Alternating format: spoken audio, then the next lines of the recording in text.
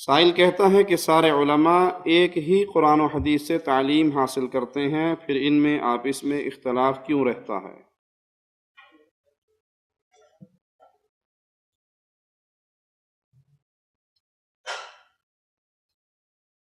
اللہ مالک اپنے بندوں کے لیے اتحاد اور اتفاق کو پسند فرماتا ہے، اور یہی حکم دیا ہے وَاعْتَصِمُوا بِحَبْلِ اللَّهِ، اے دنیا والو اللہ کی رسی کو مضبوطی سے تھام لو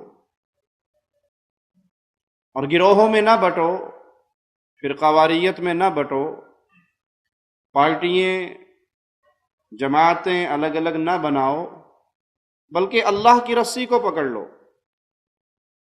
اللہ کی رسی قرآن حکیم، اور قرآن حکیم کی سب سے بہترین تفسیر حدیث محمد الرسول اللہ صلی اللہ علیہ وسلم۔ اگر انسانیت قرآن اور حدیث کو تھام لیں تو کبھی یہ پارٹی اور گروہ میں تقسیم نہیں ہو سکتے، فرقے نہیں ہو سکتے، فرقہ واریت ختم ہو جائے اگر اللہ کے کلام اور سنت محمد الرسول اللہ صلی اللہ علیہ وسلم پہ امت اکٹھی ہو جائے۔ کائنات میں اور کوئی ذریعہ نہیں ہے انسانیت کو اکٹھا کرنے کا، کسی بزرگ کے اقوال، کسی حضرت کی باتیں، کسی شیخ کی کتاب، کسی ولی اللہ کے فرمودات۔ کیوں؟ اللہ کی رسی سے مراد قرآن اور حدیث ہے، اور قرآن اور حدیث ایک ایسی چیز ہے جس کے اندر اختلاف نہیں ہے، دو رائے نہیں ہے، یہ بھی ٹھیک اور یہ بھی ٹھیک، یوں بھی کر سکتے ہیں اور یوں بھی کر سکتے ہیں، یہ کتاب اللہ میں نہیں ہے۔ وہاں ایک حق اور باقی سب باطل کا اعلان ہے، اور حق وہ ہے جس کے ہاتھ میں کتاب اللہ اور سنت رسول اللہ صلی اللہ علیہ وسلم۔ علماء، عوام الناس اگر اپنے اپنے مذہبی گروہ بندی کے تعصب سے باہر آ کر کتاب اللہ اور سنت رسول اللہ سے چمٹ جائیں تو گروہ بندی ختم ہو جائے، فرقہ واریت ختم ہو جائے۔ میں اس کو سمجھانے کے لیے ایک مثال دیتا ہوں۔ لا الہ الا اللہ۔ اینک کئی طرح کے شیشوں کی کئی کلر ہوتے ہیں اس کے۔ آپ کالے رنگ کا شیشہ یوز کرو گے تو ہر چیز آپ کو بلیک نظر آئے گی، گرین یوز کرو گے تو سبز نظر آئے گی۔ جس رنگ کا شیشہ آپ اپنی اینک میں فٹ کر لو، آپ کو سامنے وہی رنگ نظر آئے گا، ہر چیز ویسی ہی نظر آئے گی۔ کڑکتی ہوئی دھوپ کے اندر بھی کہو گے ماشاءاللہ کتنے اچھے بادل ہوئے ہوئے ہیں۔ کیوں؟ آپ کی اینک کے شیشے کا رنگ بلیک ہے۔ اچھا، سادہ عام شیشہ کلر نہ ہو، اس کو استعمال کرو تو ہر چیز آپ کو اوریجنل دکھائی دے گی۔ ایک مولوی صاحب وہ اینک پہنتے ہیں اپنے مذہب کی، اور اس پوائنٹ آف ویو سے اس مسئلے کو دیکھتے ہیں تو انہیں اپنا مذہب بھی نظر آئے گا۔ کوئی بریلوی بنتا ہے، کوئی دیوبندی بنتا ہے، کوئی وہابی، کوئی سنی، کوئی نقشبندی، کوئی چشتی، کوئی قادری۔ اب وہ اپنے اپنے مذہب کے تعصب سے جب اس کو دیکھیں گے تو اس کو موڑ کے توڑ کے اپنے بزرگ اور اپنے امام اور اپنے شیخ کی بات کے موافق کرنے کی کوشش کریں گے۔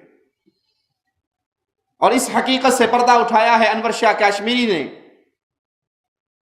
وحدت امت کتاب ہے، اس کے اندر ان کا یہ قصہ موجود ہے کہ وہ وفات کے قریب صحیح بخاری کو اپنے سینے پہ رکھ کے رونے لگے۔ تو کسی نے پوچھا حضرت آپ کیوں رو رہے ہیں؟ کہا ساری عمر ضائع کر دی۔ کہا حضرت آپ تو شیخ المشائخ ہیں، ساری عمر تو آپ نے پڑھنے پڑھانے دین سیکھنے سکھانے میں گزاری، آپ نے کیسے ضائع کی؟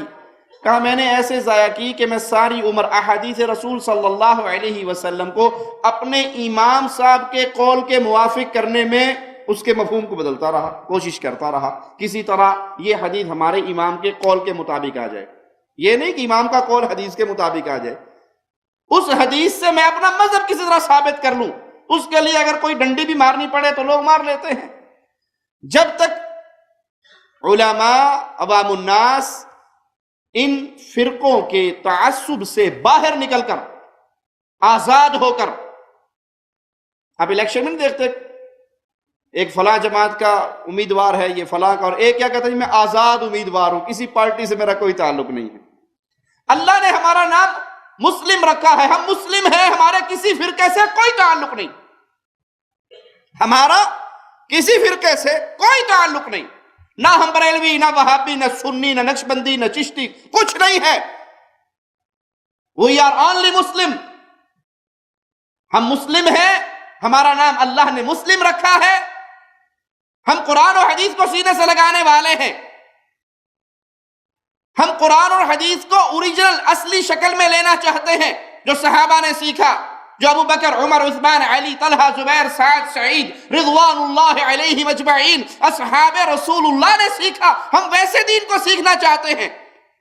کسی پارٹی سے ہم نے کوئی رکن سازی کے پیپر نہیں بھرے ہوئے کہ بس ہماری جماعت جو کہے گی بھلے وہ قرآن کے خلاف ہو یا حدیث کے خلاف ہو، ہم نے اپنی جماعت کو نہیں چھوڑنا، ہم نے یہ حلف اٹھایا ہے تو محمد کی اطاعت کا اٹھایا ہے صلی اللہ علیہ وسلم۔ لیکن علماء جب گروہوں میں، پارٹیوں میں، فرقوں میں بٹ جاتے ہیں، پھر وہ مسئلے بتاتے ہوئے بھی اس طرح کی ہی گفتگو کرتے ہیں، آپ کی فقہ کے مطابق، آپ کے مسلک کے مطابق، آپ کے گروہ کے مطابق۔ تو بھائیو، ضرورت ہے کہ ہم قرآن اور حدیث کو ویسے سیکھیں جیسے اصحاب رسول اللہ صلی اللہ علیہ وسلم نے سیکھا۔ اسی لیے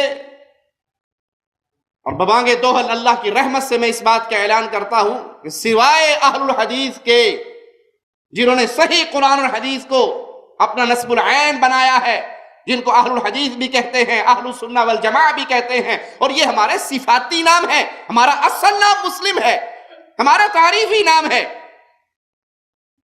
ان کے سامنے اگر ان کے بڑے کی بھی غلط بات لائی جائے تو ہم جس طرح دوسروں کی بات کے بارے میں کہتے ہیں کہ یہ غلط ہے اور اس کو صحیح تسلیم نہیں کرتے، اسی طرح اگر ہمارے کسی بڑے کی بات بھی غلط ہو، کتاب اللہ اور سنت رسول اللہ سے ٹکراتی ہو، تو ہم ڈنکے کی چوٹ پہ کہتے ہیں یہ غلط ہے اور جھوٹ ہے۔ اگر ہم کسی اور کی باتوں کا رد کرتے ہیں اور ایسی ہی کوئی بات اگر ہمارے اندر سے، آپ نے اکثر دیکھا ہوگا سوال کرنے والے، جی آپ کے وحید الزمان صاحب نے یہ لکھا ہے، آپ کے فلاں مولوی صاحب نے یہ لکھا ہے، میں نے کہا بھائی بھاڑ میں گیا وحید الزمان یا کوئی اور مولوی، ہمیں یہ بتاؤ اللہ کا حکم کیا ہے، رسول اللہ کا حکم کیا ہے صلی اللہ علیہ وسلم۔ ہم کسی مولوی کی طرف لوگوں کو دعوت نہیں دیتے، کسی امام، پیر، فقیر کو ہم نے اپنا آئیڈیل اس طرح نہیں بنایا کہ وہ جو کہیں گے ہم نے ماننا ہوگا، یہ شان ہم نے سمجھی ہے تو صرف محمد الرسول اللہ صلی اللہ علیہ وسلم۔ اس کی ایک تازہ مثال آپ کو دیتا ہوں۔ پاکستان کے اندر ایک جاہل مولوی ہے، اس نے کتاب لکھی علماء اہل حدیث کا ذوق تصوف، اور اہل حدیثوں کے خلاف جو گند بلا اکٹھا کر سکا اس میں اکٹھا کر دیا اور وہ اہل حدیثوں کے ذمہ لگا دیا۔ ہم کہتے ہیں اللہ کی قسم اس میں جتنی بکواسات ہیں ہم سب سے برات کرتے ہیں، اس میں جتنی غلط باتیں ہیں ہم اس کو جوتی کی نوک پہ رکھتے ہیں۔ ہم تصوف کو، صوفیاء کے بد عقائد کو کتاب اللہ اور سنت رسول اللہ سے ٹکرانے کی وجہ سے گمراہ جانتے ہیں۔ اگر ہمارے کسی مولوی کا بھی وہ نظریہ ہو تو جیسے باقی گمراہ ہے ویسے یہ بھی گمراہ ہے۔ ہم نے کلمہ صرف محمد الرسول اللہ کا پڑھا ہے صلی اللہ علیہ وسلم، ہم نے دفاع صرف کتاب اللہ اور سنت رسول اللہ کا کرنا ہے۔